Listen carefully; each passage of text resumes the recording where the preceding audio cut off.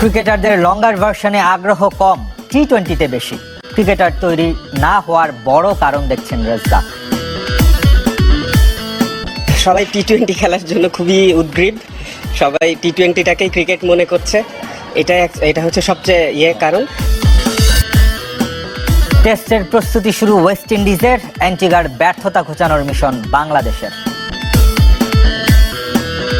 বাংলাদেশ দলের West Indies সফরের খবর জানাবো। একদিন বিশ্রাম কাটিয়ে আর কিছুক্ষণের মধ্যে অনুশীলন শুরু করবে বাংলাদেশ দল। অ্যান্টিগায় প্রথম টেস্টের আগে দুদিন প্র্যাকটিসের সুযোগ পাচ্ছে মেহেদী হাসান মিরাজের দল। এদিকে গতকাল থেকে অনুশীলনে নেমেছে West Indies. Sir Viv Richard স্টেডিয়ামে অনুশীলন করে স্বাগতিকরা। আজ স্থানীয় সময় দুপুরে অনুশীলনে নামবে ক্যারিবীয়রা। শুক্রবার রাত 8টায় শুরু অ্যান্টিগা টেস্ট। ফরম্যাট যাই হোক, অ্যান্টিগা মানেই বাংলাদেশের ব্যর্থতা। টেস্টের সর্বনিম্ন রানের লজ্জাও আছে এই ভেন্যুতে। এবার অন্তত সেই বৃত্ত ভাঙার চ্যালেঞ্জ তরুণ দলটির। স্কোর বড় করার দায়িত্ব নিতে হবে ব্যাটারদের। নৈসর্গিক অ্যান্টিগা, তাসকিনের এই ছবি তার প্রমাণ। প্রতিদিন একটি করে দেখলেও শেষ হবে না দেশটির সমুদ্র সৈকত। স্যার ভিভ রিচার্ডস, কার্টলি অ্যাম্ব্রোসের মতো কিংবদন্তিদের উঠে আসা এই অ্যান্টিগা থেকে। কিংবদন্তি ভিভের নামেই নামকরণ অ্যান্টিগার ক্রিকেট স্টেডিয়াম। অবশ্য তিনি কখনো এ মাঠে খেলেননি, তবে নর্থ সাউন্ডের গ্যালারিতে দেখা যায় তাকে। 2007 বিশ্বকাপ ঘিরে তৈরি হয় স্যার ভিভ রিচার্ডস স্টেডিয়াম। সমুদ্রের বেশ কাছাকাছি হওয়ায় প্রবাহিত হয় হিম বাতাস, যা প্রভাব ফেলে বলের গতি আর সুইংয়ে। 2010 সালে ঝড়ো বাতাসের কারণে অস্থায়ী টেন্ট গ্যালারিতে উড়ে গিয়ে আছড়ে পড়েছিল। 2009 সালে ওয়েস্ট ইন্ডিজ ইংল্যান্ড ম্যাচ বন্ধ হয়ে গিয়েছিল 10 বলের মধ্যে। বাজে পিচের কারণে এই খেলা পরবর্তীতে গড়ায় বার্বাডোসে। এখানকার উইকেট ব্যাটিং সহায়ক। প্রথম 2 দিন বোলারদের জন্য সুবিধা থাকলেও ব্যাটাররা নিয়ন্ত্রণ নিতে পারে ম্যাচ। তৃতীয় ও চতুর্থ দিন উইকেট ধীরে ধীরে স্লো হয় এবং স্পিনারদের জন্য কার্যকারী হয়ে ওঠে। সাধারণত পঞ্চম দিন উইকেট ভাঙতে শুরু করে। টেস্টে অ্যান্টিগায় সর্বোচ্চ রান ভারতের 566, আর সর্বনিম্ন দলীয় স্কোর তো আগেই বলা বাংলাদেশের। প্রায় 2 মাস পর মাঠে ফিরছেন সাকিব আল হাসান। আবুধাবি টি10-এ কাল থেকে খেলবেন বাংলা টাইগার্সের হয়ে। উদ্বোধনী দিনের দ্বিতীয় ম্যাচে রাত 8:45 স্যাম্প আর্মির বিপক্ষে মাঠে নামবে তার দল। অষ্টম আসরের জন্য নিজেকে প্রস্তুত করছেন সাকিব আল হাসান। আবুধাবির শেখ জায়েদ স্টেডিয়ামে করছেন অনুশীলন। সেপ্টেম্বরে ভারতের বিপক্ষে টেস্ট সিরিজে সবশেষ খেলতে নেমেছিলেন। দক্ষিণ আফ্রিকার বিপক্ষে ঢাকা টেস্ট দিয়ে লাল বলে ক্যারিয়ারের ইতি টানার ইচ্ছা থাকলেও উদ্ভূত পরিস্থিতিতে সেটা সম্ভব হয়নি। খেলেননি আফগানিস্তানের বিপক্ষে ওয়ানডে সিরিজও। মাঝে ওমরাহ পালন করতে দেখা গেছে দেশ সেরা অলরাউন্ডারকে।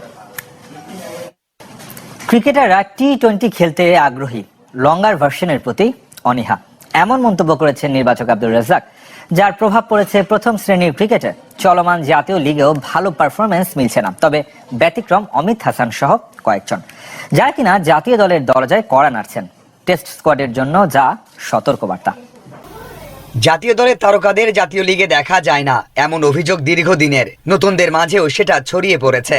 4 দিনের ম্যাচ তো দূরের কথা, টাকার জন্য সবার মনোযোগ টি-20 ধামাকার দিকে, যেটা বাংলাদেশ ক্রিকেটের উন্নতির পথে বড় বাধা।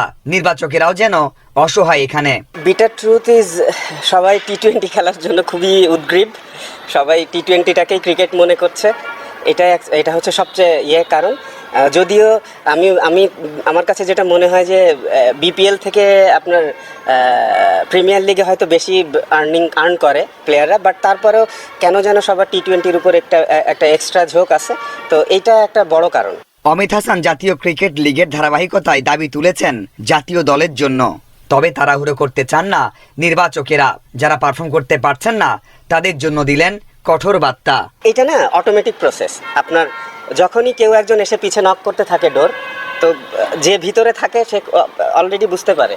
তো আমার কিছু করা লাগবে না, এটা কিন্তু সিস্টেমেই হয়ে যাবে যে সে যদি গুড ইনাফ হয়, যে নক করছে সে চলে আসবে, আর যে ভিতরে আছে সে অটোমেটিক্যালি বাইরে চলে যাবে। কঠিন একটা সময়ের মধ্য দিয়ে যাচ্ছে বাংলাদেশ দল। পাকিস্তান রূপকথার পর একের পর এক লজ্জায় পড়েছে দল। উইন্ডিজে কি ঘুরে দাঁড়ানো সম্ভব? আমি আশা করব যে এবার আমাদের প্রত্যেকটা সেক্টরে ক্লিক করবে, লাইক পাকিস্তানে যেমন হয়েছে। আমরা আমাদের ড্রিম টেস্ট সিরিজ খেলেছি, তো আমি আশা করব যে ওয়েস্ট ইন্ডিজে আমরা ওইভাবেই শুরু করব এবং ওইভাবেই খেলে ফিরবো দেশে, স্পেশালি টেস্ট সিরিজ। বড় একটা পরিবর্তনের পর সাফল্যের পথে ফিরতে দরকার সময় ও ধৈর্যর। বাংলাদেশ দল আবারও বড় দলে পরিণত হবে, সেই বিশ্বাস সাবেক এই তারকা ক্রিকেটারের। 2 মাসের বেশি সময় ধরে মাঠের বাহিরে নিউজিল্যান্ডের কেন উইলিয়ামসন। কুচকের আঘাত তাকে বেশ ভালোই ভুগিয়েছে। চোটের সঙ্গে 2 মাস লড়াই করার পর অবশেষে মাঠে ফিরতে প্রস্তুত এই ডানহাতি ব্যাটার। নিউজিল্যান্ডের ঘরোয়া লিগ প্ল্যাঙ্কেট শিল্ডে 50 হাঁকিয়ে ফেরার ইঙ্গিত দিলেন সময়ের সেরা এই ক্রিকেটার। নর্দার্ন ডিস্ট্রিক্টসের হয়ে ব্যাটিংয়ে নেমে 7 রানের ইনিংস খেলেছেন উইলিয়ামসন। প্রায় 5 বছর পর ঘরোয়া ক্রিকেটে খেলতে নামলেন উইলিয়ামসন। টেস্ট ক্রিকেটের বাইরে প্রথম শ্রেণীর ক্রিকেটে তিনি সর্বশেষ খেলেছিলেন 2019 সালের অক্টোবরে নর্দার্ন ডিস্ট্রিক্টসের হয়ে। মঙ্গলবার 19 নভেম্বর হ্যামিল্টনের সেডন পার্কে অকল্যান্ডের বিপক্ষে টসে জিতে ব্যাটিংয়ে নামে নর্দার্ন। 1 উইকেট পতনের পর ব্যাটিং করতে নামেন উইলিয়ামসন। এরপর 122 বল মোকাবেলায় 7-4-এ 7 রানের ইনিংস খেলে আউট হয়ে যান তিনি। প্রায় 3 ঘন্টা ব্যাটিং করে ফেরার জোর ইঙ্গিত দিলেন এই ব্যাটার।